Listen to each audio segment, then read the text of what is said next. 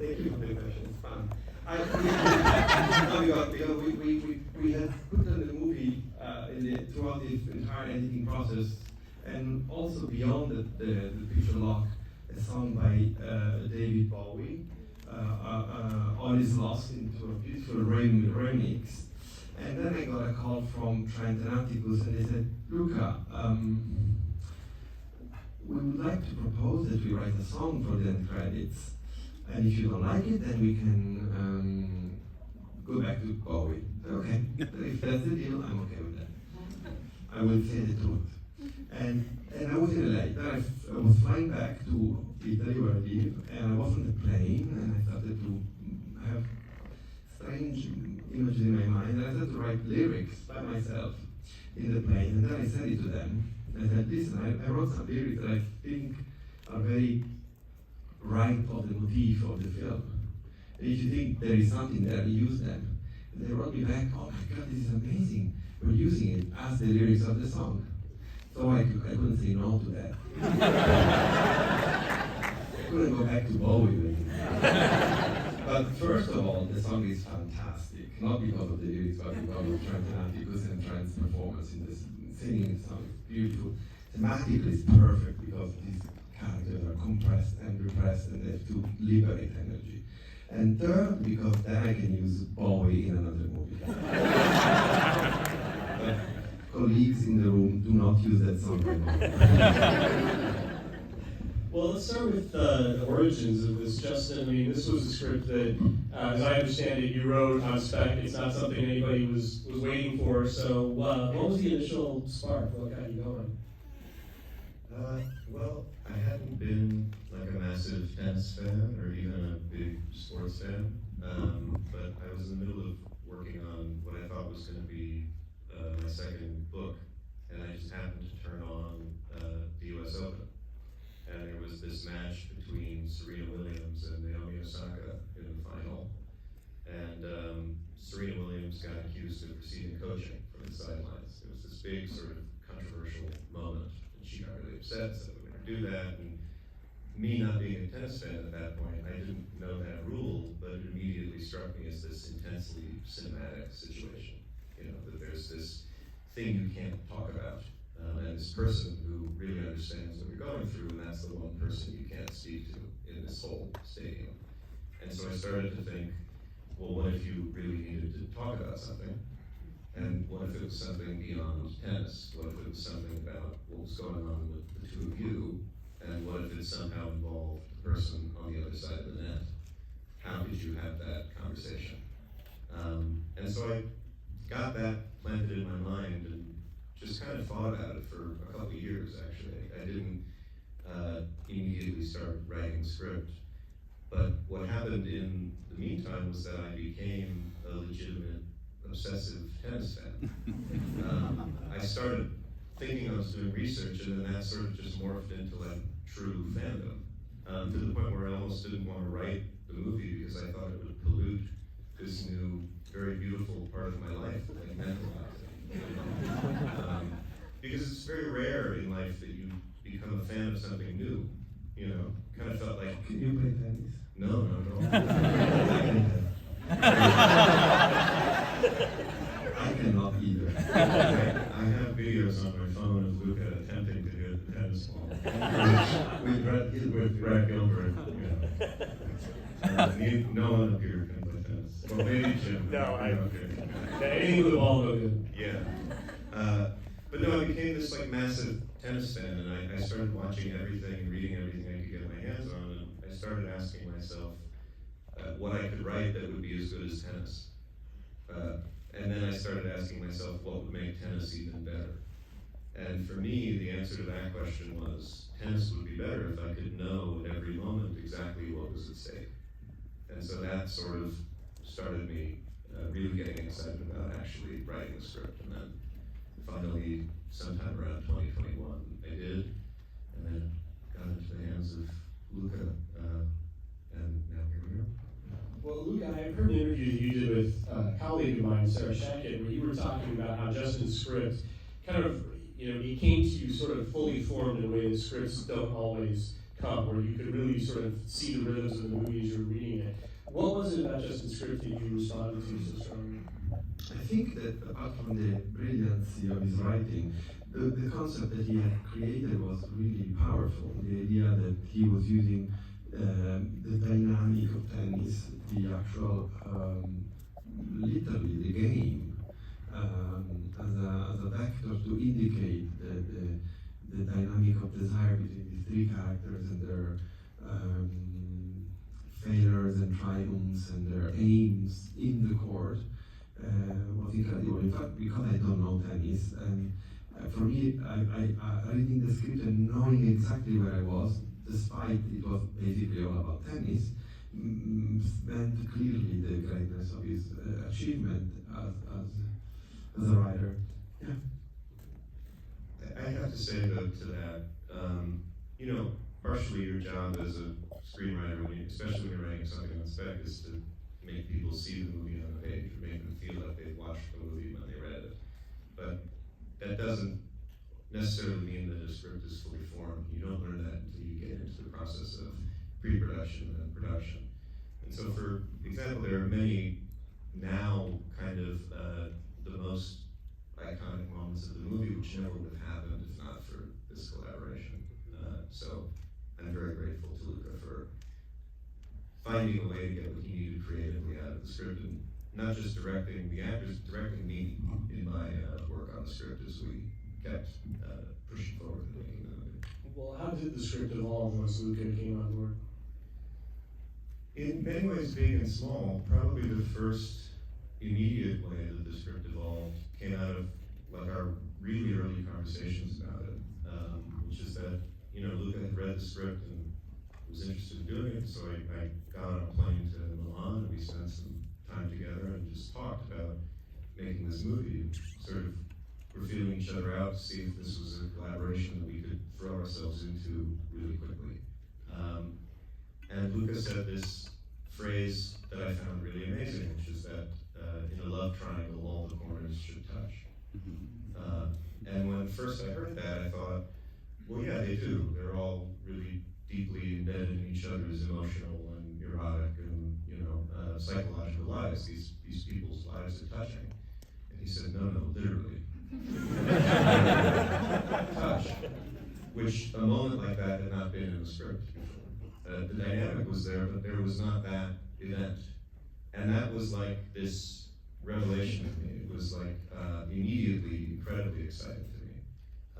But then the task became finding a way to make that feel organic and earned and like something that was coming out of the relationships and the situation that was already there instead of something we were imposing on the characters.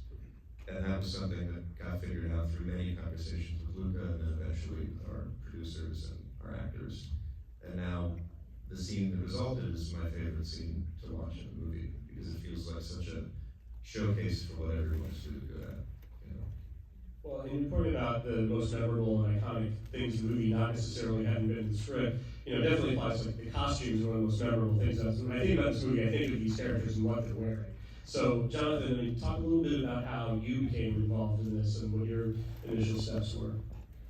I've been looking for many years. We were about to work on something, and then it didn't happen. And then Luca rang me one day and was like, here's a script, it's about tennis. I didn't know anything about tennis, as everyone else and I just was like, sure, I'll do it. And this is the first film I've ever done a costume for, and Luca was like, you can do it, you can make it work, so come to Boston now. So Luca, how did you know you could do it if you had never costume designed a movie before? Jonathan is brutally intelligent and knows human nature in a way that is uncanny. And so for me, it's not about the garments per se, but what they communicate. You know, when in a movie, the garment makes the character. Maybe in life not. Definitely in a movie. I think you have this great intuition of this movie being about the performative aspect of capitalism in sports, and America being a branded place. you know, we were talking about this idea that when you land the world is branded. It's all brand. You know, I work in brands, so I feel like I'm in the big bad world of branding. And it was quite nice to, you know, I was thinking of it when I was reading the script and talking to Luca. It was like when you land in America, you're suddenly, it's the brand. It's the, you know, you see it when you watch television, it's brand. When you watch, no matter what sport it is, there's thousands of logos.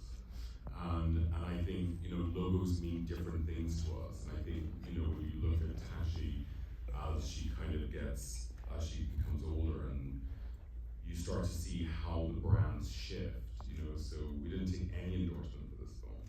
So it gave us carte blanche to kind of, you know, position what we wanted to position these brands. And, you know, I think there's something quite psychological about that, you know, like why we wear things, and as you get more successful, why do we buy something? So each thing that the characters have, no matter if it's a boxer or, you know, and look at this with props as well, even like skincare and things like that in the background. It was sort of interesting that, you know, we forget these things are around us, and when you sometimes see it in a film, it becomes quite new. It's like a kind of patchwork of what it makes us realize what world we live in. And I love what you start to notice these things because they're beautifully shot, and you see how perfect it is, the world in some way. So yeah, that's how, you know, for me this was a big part of it. And then there's also this fun thing in the movie where you kind of track the characters' relationships through the swapping of clothes and things like that. I mean, was that something that was in the script, or was that something that... It wasn't in the script, but I had this, like, when I was thinking of Josh when we were doing the fittings, I wanted him to look like JFK Jr. Like, I think he's the hottest guy in history. So I think we did a great job. Josh was really hot in it.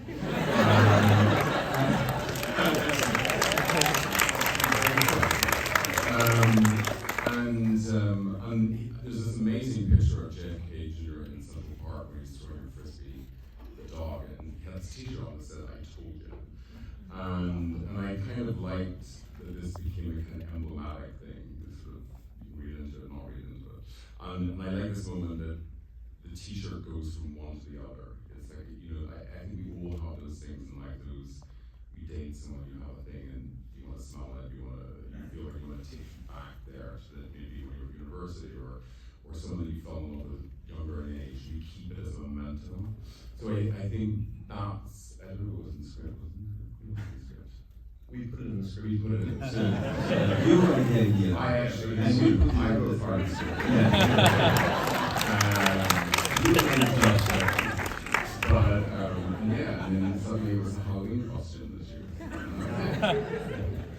And you know, Marco, I'm curious for you as an editor. You know, this movie, you know, it's just so propulsive, and I love the pace of this movie. And you do such a beautiful job of kind of balancing the points of view, because as Justin said, it is a triangle, and I feel like the movie is kind of constantly shifting who you as an audience member are identifying with, and obviously the relationships between the three of them are all constantly shifting. What for you were some of the challenges of keeping all of that in balance?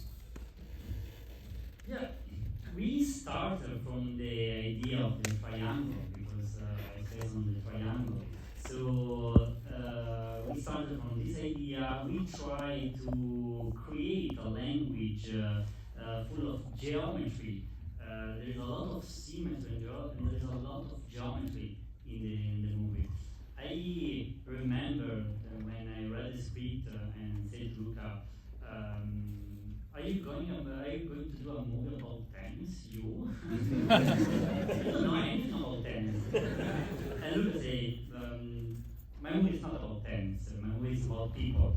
So I kept in mind this sentence during the editing process, and I didn't watch any tennis movie before because I didn't want to influence it in any way. So actually, when I watched the footage, the first days of shooting, I recognized that there was a strong idea of dance behind the way Luca staged the the tennis court and the tennis sequence. So there was this choreography, there is a sense of dance. So I watched Cabaret to take inspiration, and also I remember Luca told me a lot about this movie, so I wanted to watch it before approaching the editing. And yes, because they are dancing on tennis courts, so, and also the music goes in that direction. And but we edited the movie entirely without music. we kept in mind the So we didn't have music, and we didn't put up music. We never do so. And so the movie was edited without the music, and the music went over the images. Like they worked on the editing, not that way around. That's really fascinating to me because it's so perfect in time. I mean, the music is again a We big part didn't of it. change in any ways from before and after the we movie. didn't change the editing after we got in the score. Because I think It's perfect. that made Transatlanticus make the music become a character. It was in dialogue with the movie, and we were not trying to follow the music to do the movie. The music was to perform within the fiber of the movie. So now you guys talking about, I don't know if you know anything about tennis. Well, I mean, Justin became a tennis fan, but you know, tennis. I enjoy playing tennis actually. Okay. Well, this is. I'm not a great tennis player, but definitely better than He this. dances. Marco dances salsa better than he plays. No, come on.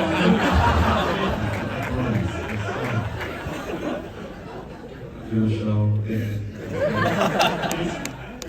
Well, I'm just curious, Luca, for you as somebody who's not a tennis guy, how you planned these tennis sequences. Because first of all, there's a lot of variety here. Like I would think a movie that's about tennis has this many tennis matches, it can start to get monotonous, and it never does. And I know part of that comes from what Justin's talking about, where it's all it's all telling you something about the characters, but it's also the way you shoot it. So how did you approach the actual planning out of how you're going to map out these tennis scenes? I thought about the pool game. How do you call pool when you do the Yeah, pool? In Scorsese Color of Money, which is a magnificent movie and incredible work on the performance of the players on the green pool table. That was my instinct in terms of how to work on it. Then what we did, we put together we went on rehearsing the points on a court with a stand double player, and they were doing for me, the points until I could understand exactly what was the visual dynamic of it. And then once I knew that, I was going to draw every point from the perspective that I thought was the right one. So basically what I did, I spent 1 month, maybe more, conceiving the game, learning about the visual language of the game, and then drawing it. So we had basically storyboarded all the games of tennis in the movie. Also because we did not have much time to do it, and so we had to deliver all the material needed. So it took us half of the shooting time was devoted to shooting the tennis matches. And you said you storyboarded it, but you generally are not a storyboard guy, right? I don't storyboard, I don't do a shooting list. I am the nightmare of my AD. I show up and I say, what do you do today? I don't even read the slides. I'm gonna confess. I started to talk about the scene with an actor, and he looks at me and says, but this is tomorrow. But with the same location, so I was puzzled. Anyway, no, I think like, for me directing is about performance, and it's about what technically is called the blocking. The rhythm of the frame is in the frame is more important than of the frame. So once we know what they do and why, and that's what you start doing the other day, then you look at them, and then you know where the camera should go, and should only be in one specific place, not many. So I don't do coverage. I don't put 3-4 cameras to grab whatever I can. I don't follow the actor in handheld camera. I don't do all these kind of like, what can we say, safe bets. So for this movie to have done all the storyboard was quite interesting because it's the opposite. It's arch controlled, but the performance was the game. So it was, in a way, it was almost the same process because we were trying to learn how to shoot it from the game. Well, Marco, does it ever make your job harder in the editing room that Luca doesn't do the same stuff, that he's not shooting, coverage or giving you anything you can fall back on for the scene? Actually, it was perfect because I storyboarded the tennis sequence. So when I got because when I read the script, I was really concerned about the tennis scene, because there's a lot of tennis, or maybe we need some coverage. But Luca storyboarded all this sequence, and it was perfect. It was really, he shot in a specific way that, so I just need, just to put everything together. Because I like to... It helps that we do one take usually, only. This movie is 90% one take. I'm serious. Yeah. And also, He doesn't like it. I'm gonna share with a few friends here. That we wrapped the movie at the end of June, and we basically had the picture lock mid of July. I remember when we completed the first cut 1 week after the wrap. And the first cut was so funny because there was no tennis ball, no tennis racket sometimes, and no score, no sound. So I mean, it was something else because the tennis ball. Most of them were made in visual effects. Are we disclosing too much, maybe? And we showed the movie like this to Zendaya, to the studios. They love the movie, actually. They really love it. Well, I know we're running a lot of time, but I got to ask, just bringing up the idea that a lot of these scenes were just done, first take. What was it like working with the actors? I mean, do they like that when you're just moving so fast? I think yes. They don't have any alternative, but yes. We did a lot of rehearsals, and we spent a lot of time together. And no, I think it's freeing, it's liberating. And because when you shoot a movie, the miracle has to be during the day, meaning the miracle stays for capturing what needs to be captured. So I think that the space of that should be the shooting time. And so to insist on finding something that you'll not find by doing 100 takes, and you're gonna bore yourself to death or your crew, I think is useless. So if they are very ready, everybody's well prepared, and everybody's really motivated to grasp this invisible thing, first take is gonna make it, for sure. Yeah, well, it seemed to have worked for you here. It's a great movie, and I think, I speak for everybody, really enjoyed watching it again on the big screen. So thank you all so much for coming.